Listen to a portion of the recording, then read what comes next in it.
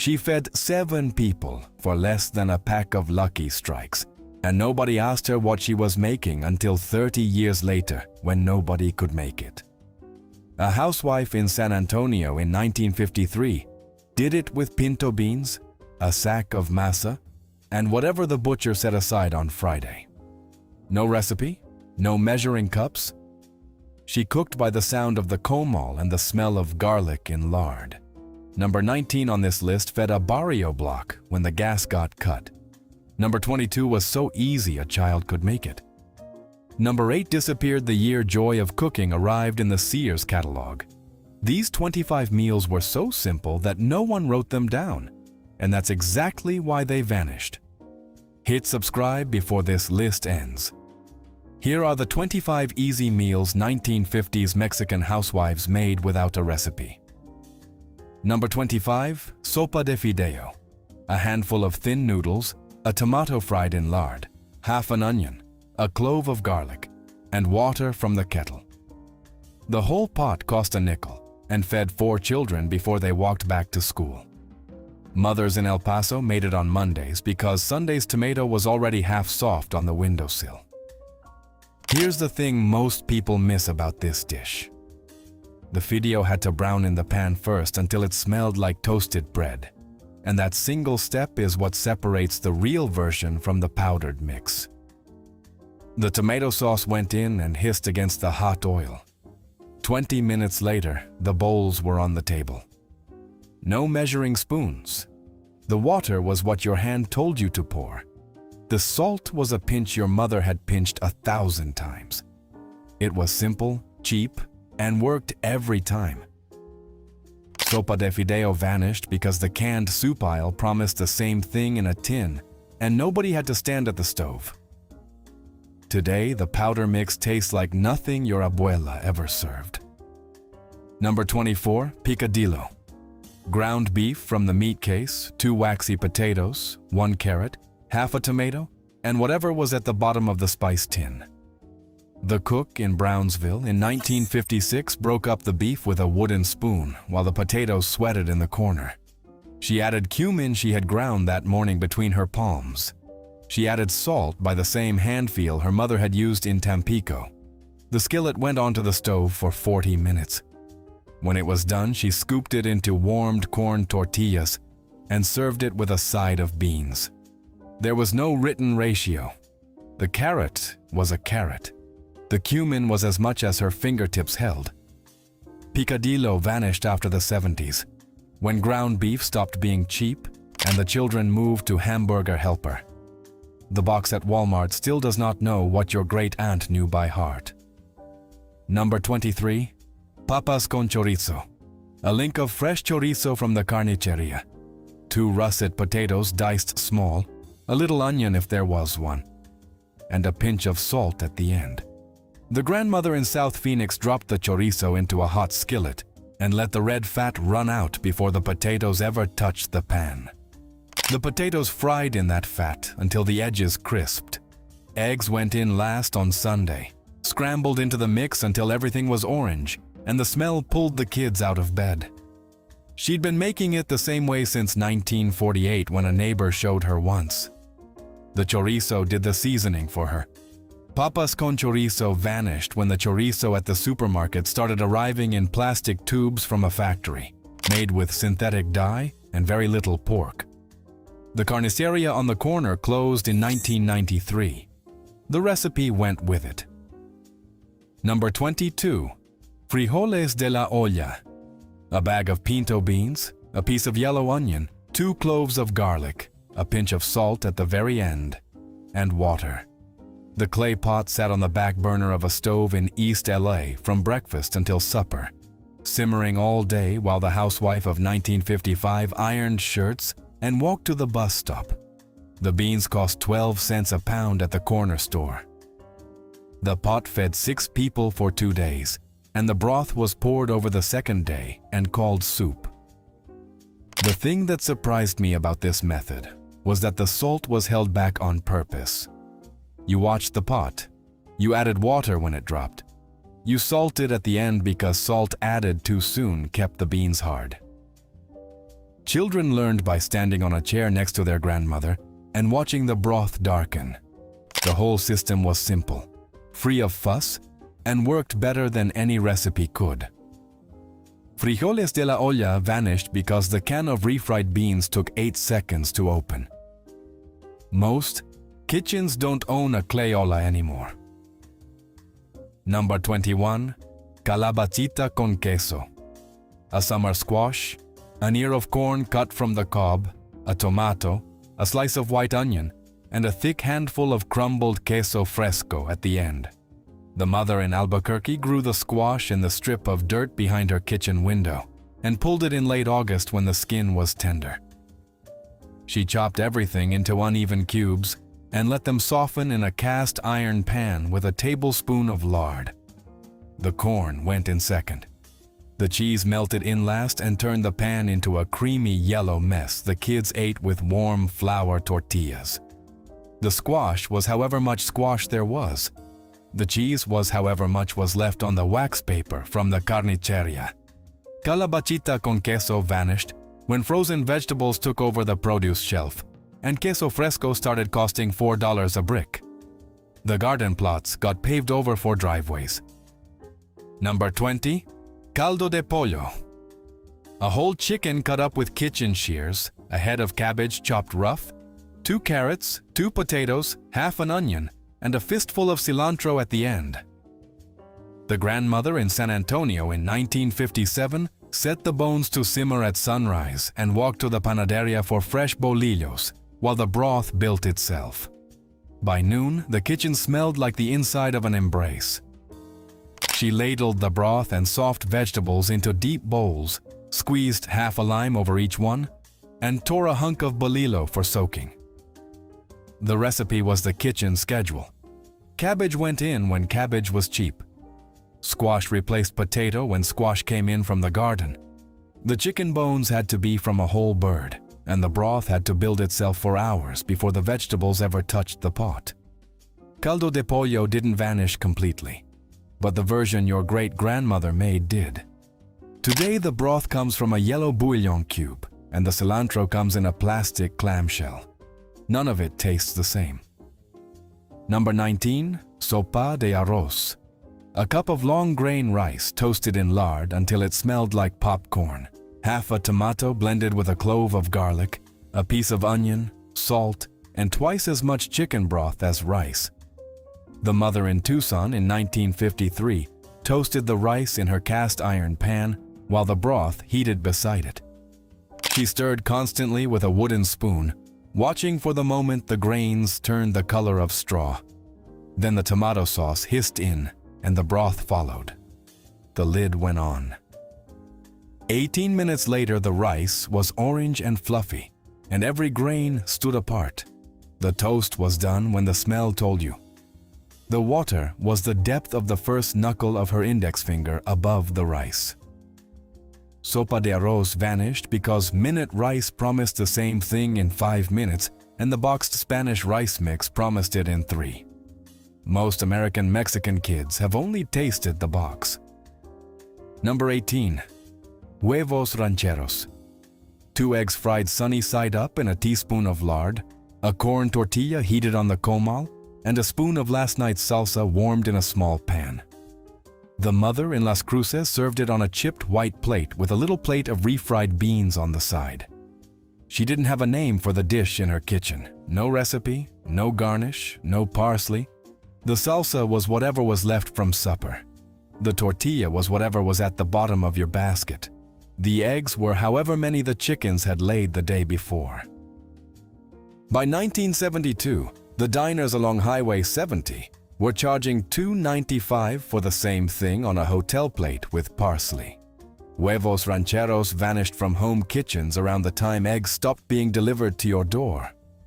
The mother stopped making it because nobody woke up early enough anymore. Number 17.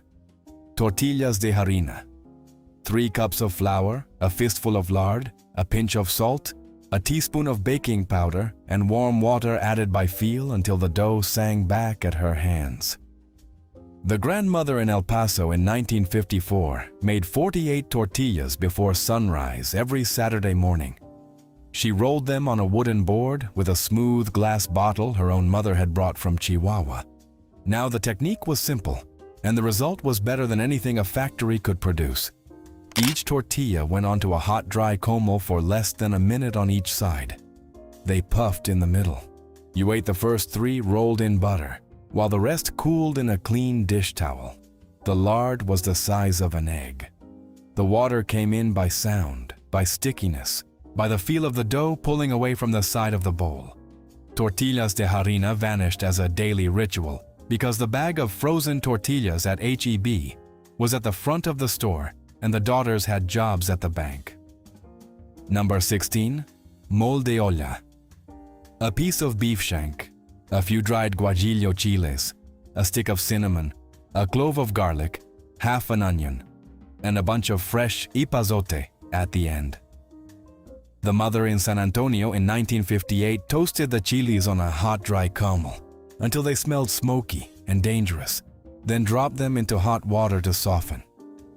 She blended the soaked chiles with garlic and onion in a stone molcajete because the kitchen had no electric blender yet. The beef went into a deep pot with the sauce and the cinnamon stick and disappeared under a lid for 2 hours. The epazote leaves went in last. The pot fed 7 people on a Sunday for a few cents per bowl. Mole de olla vanished from most kitchens because the molcajete weighed too much to bring on the move from the barrio to the suburb. The dried chiles disappeared from the corner store when the corner store turned into a check cashing place. Number 15. Refried bean tacos. The leftover frijoles from yesterday's pot, smashed in a hot pan with a tablespoon of lard until they turned creamy and almost black at the edges. A spoon of them on a warm corn tortilla. A pinch of crumbled cheese if there was any. A few drops of salsa. That was the whole lunch. The mother in East LA in 1956 packed 3 of them in wax paper for her husband's lunch pail, and 3 more for the kids walking to school. The taco cost less than a penny to make. There was a pan, a spoon, and a tortilla. Refried bean tacos vanished because the school cafeteria started serving free milk and a hot lunch, and the husband's foreman said sandwiches were faster. The wax paper got replaced with a brown bag. 3 generations later, the bean taco is a $4 plate on a chalkboard menu in Silver Lake. Number 14. Albondigas con yerba buena. Half a pound of ground beef mixed with a fistful of cooked white rice, an egg, a pinch of salt, and a few mint leaves chopped fine. Each meatball rolled between her palms until it was the size of a small lemon, then dropped one at a time into a simmering pot of broth with carrots, zucchini, potatoes, half an onion, and a tomato that had been blackened on the comal first. The pot fed 9 people on a Wednesday in 1955 in a kitchen in San Antonio for what the grandmother spent on the rice and the bunch of mint. The mint was the secret. It was the thing the cookbooks did not understand. American Mexican grandmothers knew that yerba buena was what made the soup taste like the place their own mothers had cooked. In pueblos south of Monterrey, in courtyards in Guanajuato, in kitchens that smelled like wet stone after the rain. The mint was always grown in a coffee can on a windowsill. The recipe could not be written down because writing it down would have required a number for the leaves, and the leaves were however many the housewife pinched between her thumb and finger that morning. The soup was a family geography lesson. The carrots came from the garden, the rice from the bag of Mahatma in the cabinet, the beef from the carniceria 3 blocks over, the mint from the can in the kitchen window. The grandmother stirred the pot while she folded laundry. The pot took 90 minutes.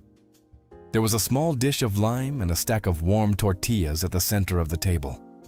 By 1985, the can of Campbell's chunky soup had taken the same chair, and the mint plant on the windowsill had been thrown out when the family moved to the suburbs.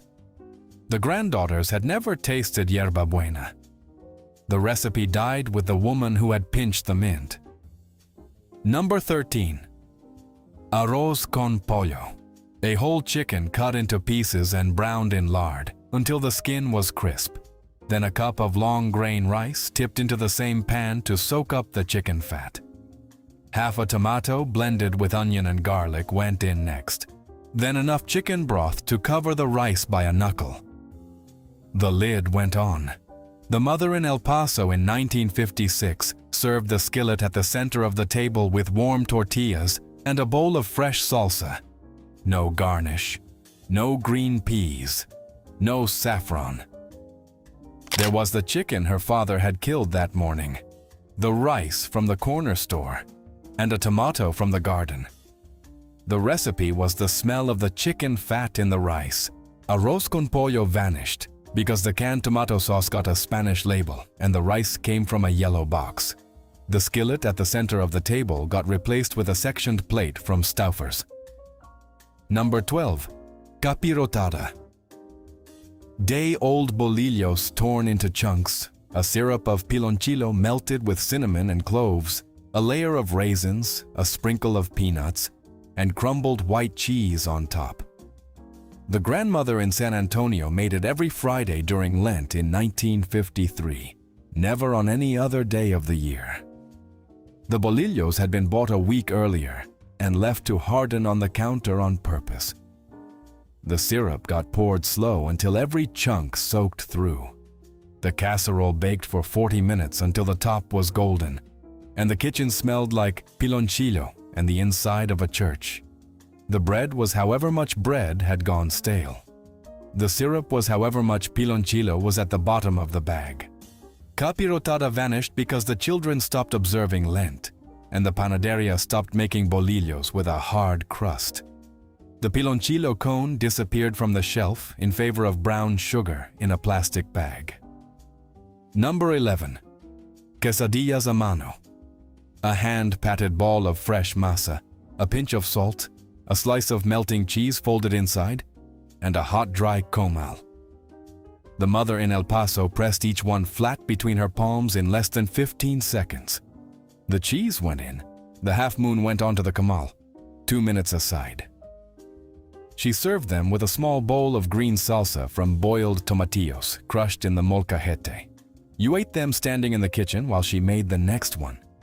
No measuring cup, no rolling pin, no tortilla press for years.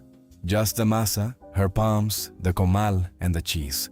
Quesadillas a mano vanished because the bag of pre-made yellow tortillas was at the front of the store, and the masa harina was on the bottom shelf at the back. The skill of patting the dough left with the grandmothers.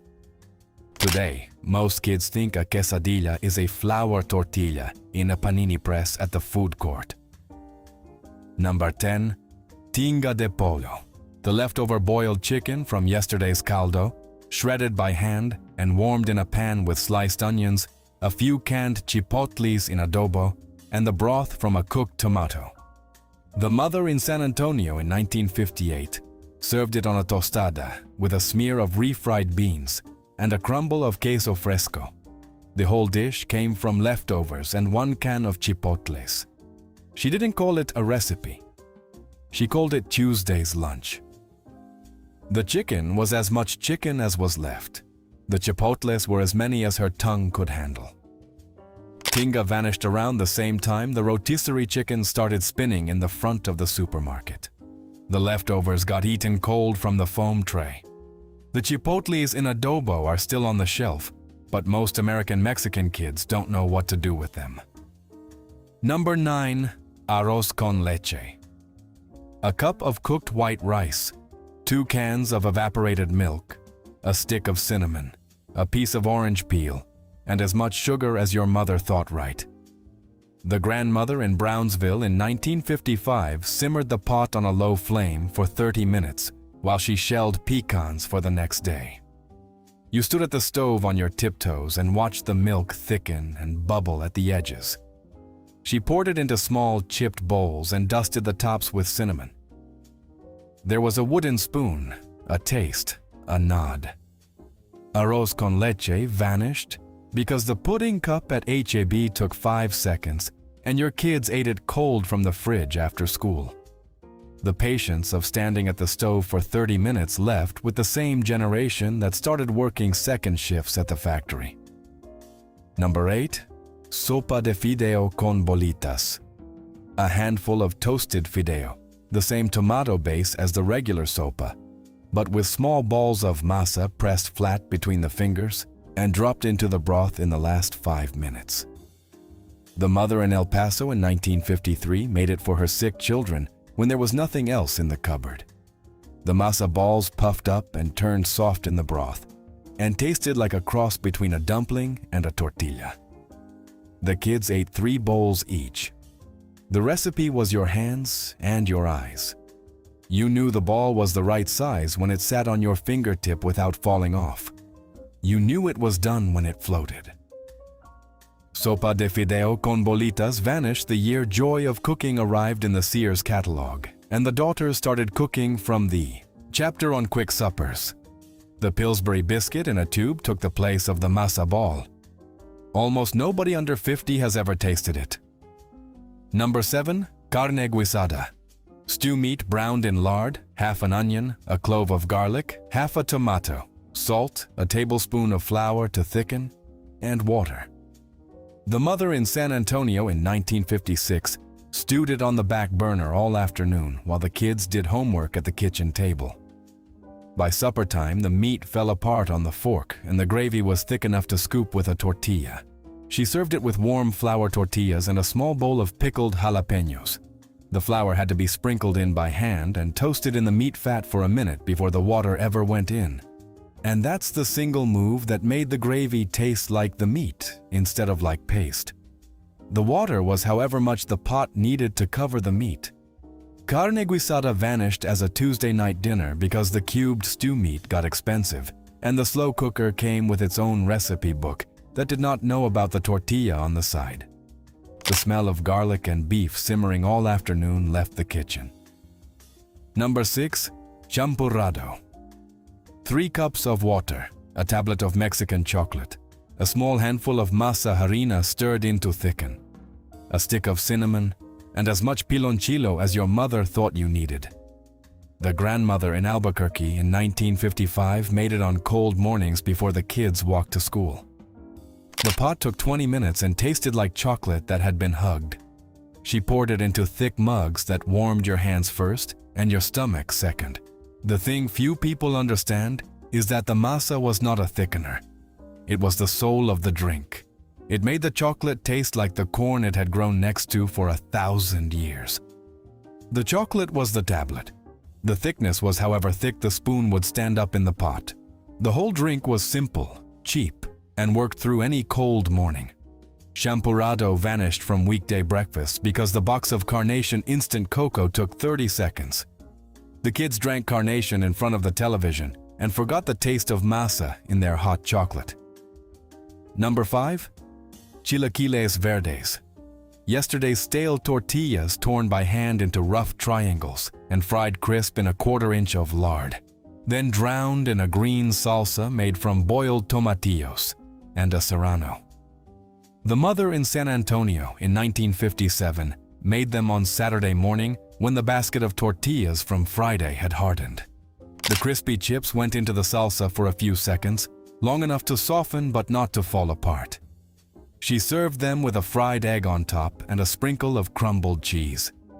There was a basket of stale tortillas, a handful of tomatillos, a single chili, and the will to use everything in the cupboard. Chilaquiles verdes vanished because the stale tortillas got thrown out, and the bag of tortilla chips at the store tasted close enough that nobody wanted to fry their own. The store-bought version is fine. It is also flat. Number 4. Cocido.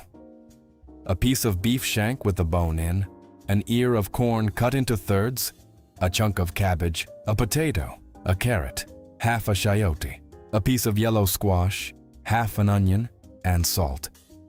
The grandmother in San Antonio in 1956 set the pot to simmer at sunrise every Sunday and walked to 9 o'clock mass. By the time the family was back, the kitchen was full of the smell of beef and corn. She served the broth in a small bowl first with a squeeze of lime and a pinch of cilantro. then the meat and the vegetables on a separate plate with warm corn tortillas. 2 courses from one pot. Here's the trick that the cookbooks never quite captured. The vegetables were whatever was at the bottom of the produce bin on Friday, and the recipe adjusted to whatever showed up. The cabbage was ahead when cabbage was cheap. The squash filled in when the corn ran short. The whole pot was simple, free of waste, and worked because the cook trusted her own hands. Cocido vanished from most Sunday tables because the children grew up and moved to the suburbs and started eating lunch at restaurants. The pot got too big for 2 people. The shank stopped being cheap. Number 3. Conchas with hot chocolate. A round sweet bread with a sugary shell-shaped top, bought warm from the panaderia at the corner of Guadalupe and Concepcion in San Antonio in 1955. The grandmother put 2 of them on a plate with a mug of hot Mexican chocolate every Saturday morning. The kids broke off the sugar shell first and dunked the soft bread underneath into the chocolate until it was dripping. Nothing to make, nothing to measure. There was a walk to the panaderia, a stack of conchas in a brown paper bag, a pot of chocolate on the stove, and a kitchen full of the smell of yeast and cocoa. Conchas vanished from Saturday morning kitchens because the panaderias on the corner closed when the gas station went up across the street, and the new generation took the kids to McDonald's. The shell shape on top is now mostly visible in a glass case at a place that opened last year. Number 2. Megas. Yesterday's stale tortillas torn into pieces and crisped in lard, 2 beaten eggs poured over the top, a pinch of salt, and a spoon of fresh salsa stirred in at the end. The mother in El Paso in 1954 made them for her husband before he left for the railroad yard at 5 in the morning. The skillet took 8 minutes. He ate them standing up at the kitchen table with a cup of black coffee. There was nothing to write. The tortillas were what was left. The eggs were what the chickens had laid. The salsa was from the jar in the icebox. Migas vanished because the cereal aisle at the supermarket took up an entire wall, and the box of cornflakes promised the same thing in 30 seconds. The chickens in the backyard got replaced with a swing set. The smell of lard and eggs in the morning kitchen left a generation of houses all at once. Number 1. Tacos de huevo con papa. A scrambled egg, a few cubes of fried potato, a folded warm corn tortilla, and a spoon of yesterday's salsa. The grandmother in San Antonio in 1953 made them for the kids before school every weekday morning, the same way her own mother had made them in the pueblo. The potato was the half a potato left from supper. The tortilla was the first one off the morning's batch. The salsa was the last spoon from the jar. The taco took less than 5 minutes from start to finish. The part that surprised me when I started asking older relatives about it was that the taco was not a leftover. It was a planned breakfast that pretended to be improvised. And that's the quiet dignity that made it work for 4 generations. The taco was your hands. Tacos de huevo con papa vanished because the bowl of cereal took 15 seconds, and the school served free breakfast, and the mother had a job at the office now and could not stand at the comal at 6 in the morning. Your great-grandmother made it for a nickel and called it Tuesday. Make one of these this week. Just one. The simplest one. Stand at your stove without a recipe, and let your hands remember what your great-grandmother knew. Toast the fideo until it smells like bread. Pinch the salt instead of measuring it. Pour the water by the depth of your knuckle. These meals weren't lost because they were bad. They were lost because they were too easy to teach in an afternoon and too hard to write down. Tell us in the comments which one your abuela still makes the longest. The recipes are sitting in the hands of the women who learned them by watching.